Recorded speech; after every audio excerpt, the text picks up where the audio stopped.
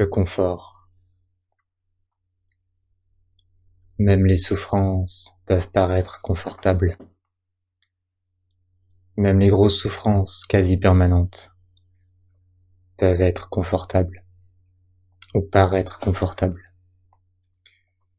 Si tu t'es résigné, si tu t'en es accommodé, si tu as fait de cela une normalité, ton nouvel état normal, naturel, mais ça ne l'est pas. On est nombreux à être assis sur un vieux siège pourri, là-dedans on croupit. Et on regarde la vie passer. Tu regardes peut-être la vie passer devant ta fenêtre. Tu l'acceptes.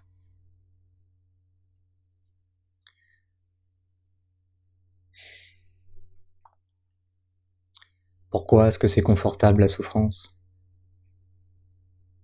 Parce que c'est du connu. Ce qui est connu est toujours un peu plus confortable. L'effort à faire pour en sortir, ça fait mal. Pour aller vers quoi ? Pour aller vers l'inconnu. Et l'inconnu, lui, eh bien il fait peur. Mais c'est le chemin nécessaire pour de nouveau réentrer dans la vie, être habité, être animé, et être dans toujours plus son plein potentiel. Est-ce que tu penses que les enfants font un effort pour être heureux, pour être créatifs, pour jouer, pour rire, et être tellement intense dans chaque instant de chaque jour ?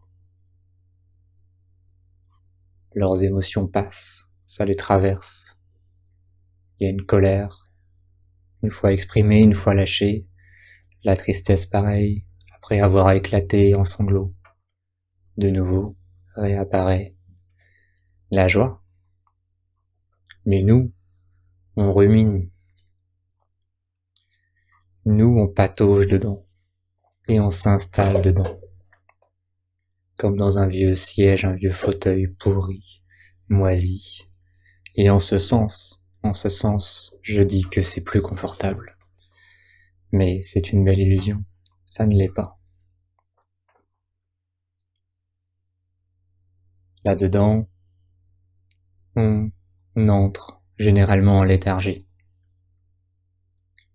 dans une forme de oisiveté, et on se laisse aller à des choses très très faciles, et qui par habitude, souvent mauvaise habitude, nous apportent plus de négativité que l'inverse. Mal bouffé, traîner sur l'ordi, regarder du porno, et on sait le cercle vicieux que c'est, avec peut-être la culpabilité, les jugements envers toi-même qui reviennent, ou qui s'acharnent contre toi, et que tu as plus ou moins de mal à chasser. Le problème, c'est qu'ensuite tu vis avec ce type de fantôme, tu vis avec cette image de toi-même, et lorsque tu sors dehors, t'oses à peine croiser le regard des femmes que tu croises, et pourtant en tant qu'homme, si tu es célibataire en plus, peut-être que tu n'aspires qu'à ça, qu'à partager de choses réelles avec elles. Mais là, t'oseras pas aller leur parler. Si